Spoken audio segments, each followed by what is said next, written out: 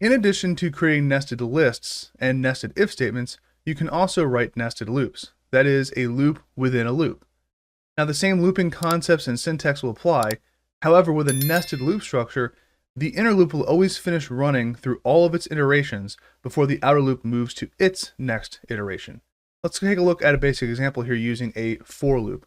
So we'll start off here with the keyword for, and then we'll give our placeholder variable. In this case, we'll use x as our index. So for x in range, and let's go up to 3, so that'll be a total of 3 iterations. And then once we're inside of that for loop, we'll write another for loop. We'll say for y, giving it a different index variable name there. Range, we'll go up to 4. Now with 2 loops here, our inner loop is going to run through 4 iterations each time our outer loop runs through 1. And so since our outer loop is going to run through a total of 3, that's going to be 4 times 3, a total of 12 iterations. And what do we want to do inside of this loop? Well, let's just go ahead and print a simple statement. And I'm going to, for illustration purposes, we're going to go ahead and print out the value of x and y as it moves through each iteration, so we can kind of see what's happening with the outer loop and the inner loop. So I'll say outer, and then we'll convert to string our x value. And then we'll go ahead and add a note here for inner, and then our inner loop index, which is y. And if we go ahead and run this, we'll get the following output. Now, when you first see the output of a nested loop, it can be confusing to understand. So let's break this down step by step. So in this example, the outer loop counts from 0 to 2, as we can see here, which is a total of 3 iterations, and the inner loop runs from 0 to 3. Remember that the range function always starts counting at 0, so the outer loop will complete 3 iterations, while the inner loop will complete a total of 4 iterations. Looping starts with the first iteration of this outer loop here, which then progresses through 4 iterations of the inner loop. Now this logic repeats for the remaining outer loop iterations, resulting in a total of 12 iterations between the two. That's 3 times 4 is 12. To get a better handle on this logic, let's try to adjust the range parameter values here to see, what's the net effect, and just kind of observe that. So for example, if I change maybe the outer loop to 2 and the inner loop to 5, we go ahead and run that, well, we're going to see a total of 10 iterations here, right? Because the outer starts at 0, the inner runs through 0, 1, 2, 3, 4, and then once it hits that 5, it's going to go back to the outer loop, which is going to increase up to 1, and then the inner loop is going to run through 5 iterations. Now, you can continue to play around with this to get a better handle on this, and you can even try to add a third layer if you want to this nested loop. Now, a good real-world example, which actually has 3 layers, of a nested looping structure is an analog clock, where the hour, minute, and second hands are effectively 3 connected loops.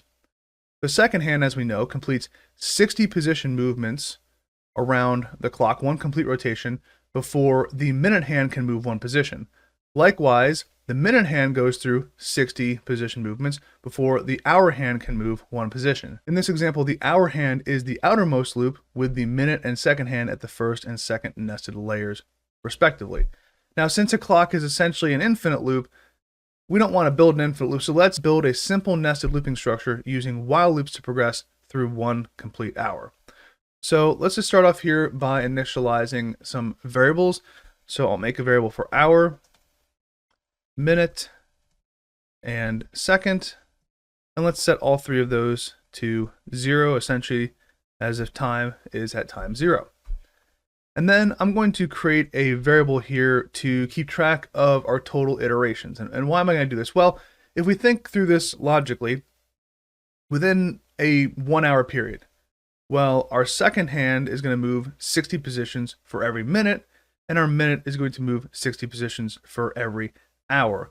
So our total number of iterations, so total iters, we'll start just with it equal to 0. And if we think about this, right, second, minutes in an hour, we're going to have a total of 60 seconds times 60 minutes. So that's 3,600 iterations in terms of seconds. And then we'll have 60 iterations for minutes. So that's 3,660 total iterations. And let's go ahead and also add a print statement here just to kind of keep track of things in our output. So I'll say start clock loops. And then I'm also going to put down here after all of our loops, we'll put that we're going to stop clock loops. All right. Now let's go ahead and write our loops. And so for this, let's use while loops since we haven't taken a look at an example of while loops yet. So we're going to say while, and I'll put this inside of parentheses just to make it nice and clean. So we'll say while our hour variable is less than 1 because we want to move through 1 full hour.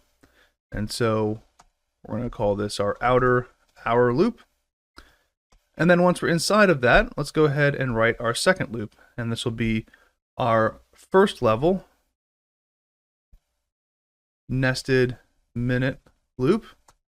And so we'll say while minute is less than 60, right? Because if you think about time, we're starting at minute 0 and we're going to go all the way up to minute 59, and then we'll progress back to minute 0 and do it all over again for a total of 60 iterations.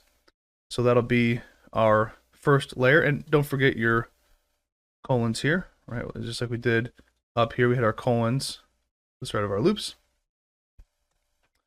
And then we'll do our second level, and this is going to be our nested second.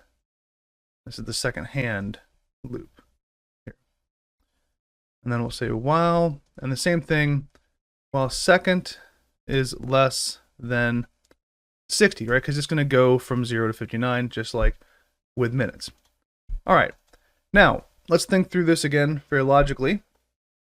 We want to essentially just progress seconds up by 1 at each iteration. So let's say increment the value of second. So we'll say second plus equal, which again is the same as writing second equals second plus 1. And this will be 1 iteration. So let's go ahead and increment the value of total iterations. Say total iters equals or plus equals 1 there.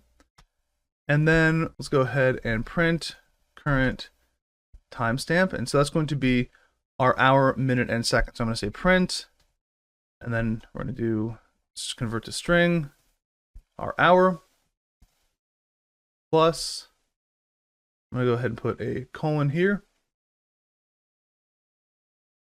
and then concat plus string to our minute, and then the same thing for our seconds. I'm just going to put a colon here. And if you've seen timestamps, you know what I'm talking about. You typically have the hour, then a colon, then a minute, then a colon, then the seconds for a given timestamp. So I'm just kind of following that same standard format that we use for timestamps. And we'll go ahead and close this out. All right. So what happens if we run this right now? Well, I'm not going to run it because that's going to result in an infinite loop. Why? Because again, remember our 3 components. We start off with a loop control variable, declaring it, which we have 3 hour, minute, and second for each one of our loops respectively, hour, minute, second. And our second component is that we have to take some sort of action inside of this loop to alter that counter variable. So hopefully we get to our third component, which is reaching that loop stop condition. And right now we're incrementing second by 1 each time. So we're going to run through 60 iterations of this inner loop, but we have nothing that's happening for our minute or for our hour loop control variables. So these would both be infinite loops right now. So we don't want to run this because that's going to create some problems for us. So let's go drop down 1 level back up to our minute loop level here. And let's go ahead and take some actions to alter those values. Now, once we run through a total of 60 iterations with our seconds, that's again 0 up to 60 seconds, we want to actually change or increment the value of minutes. So let's go ahead and do that. Say increment the value of minute. So say minute plus equals 1. But just as we're incrementing minute, we want to reset the counter on seconds. Again, just think through how a clock works. It resets back to 0 seconds. So we'll say after 60-second loop iterations, reset second to 0. We'll say second equals 0. Right? And so it'll all start over again. And this is not going to be an infinite loop. You might think, well, wait a second, we're just resetting back to 0, and then we're going to count back to 60, and we're going to reset to 0. Well, that's true. This is going to run multiple times as our innermost loop, but because we're incrementing minute by 1 each time, it's going to control how many times the entire looping structure runs, right? Because once we hit 60 minutes, well, then we're not going to enter into this inner loop for seconds, right? So this is the logic that we're working through. And so the same thing applies for our hour. But before we do that, let's go ahead and also increment our total iterations so we can keep track of that. Right? Because we're adding to the iterations for all the seconds, but we also have to add to the iterations for minutes. So say total iters plus equals 1. And then let's drop back up to our, now we're at the hourly level. So again, your indentations are very important here. You want to keep track of them, right? Because we have this first hour loop here. And so everything that corresponds with that level is going to be at 1 indentation level, right? Which right now is just this one statement here, which is our second loop. And then we have everything inside of our minute loop, which is this code here and this code. And then we have everything inside of our second loop, which is this right here. So again, the indentations, you want to keep those well organized to avoid any confusion or any logic errors. All right, so now that we've dropped back down to our hour loop level, well, what do we want to do here? Well, we want to reset our minutes just like we reset our seconds, right? So we're going to say after 60 minutes, loop iterations, reset minute to 0. So we'll say minute equals 0. And then we want to increment the value of hour again by 1, which since we're only doing 1 hour, that will increase the value of hour to 1 and end this outer loop. So that'll be the end of our program. So we'll say hour plus equals 1. All right. And let's go ahead and run this and see what happens. Again, just make sure that it doesn't look like we have any errors here. It looks like everything is complete. So let's run it and see what happens. All right. So if we look at our output here, we'll see it's start clock loops. And again, this first number here is our second hand. So if we just scroll down through this, we'll see it goes all the way through 60 seconds, so 60 iterations, and then it resets itself and increases the value of our minute variable there. So we should see this now continue, right? 60 seconds, and then the minute increases over and over and over again. And if we just go ahead and scroll through a lot of this and just keep your eye on the middle there, you'll see the minutes are incrementing, right? And they'll run all the way until they reach 59 and 60 seconds, and they're stopping there. Now, we don't have our final timestamp printed out here that shows that we reached that full 1 hour point. So let's go ahead and just add that up here. So we'll just say print, I want to print the final timestamp. So essentially, what are our values at the end after all those loops finish running? Well, it should be hour 1, minute 0, second 0. So we'll say string hour, and actually we can just go up here and copy and paste this right here. We don't have to rewrite the whole thing. So we'll just copy this and paste it right there. And then let's go ahead and print out our total iterations.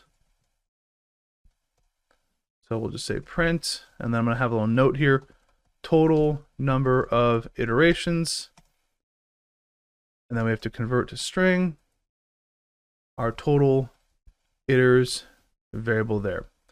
All right, now let's run this and see what we get. And we scroll all the way down to the bottom again. We will see here our final timestamp.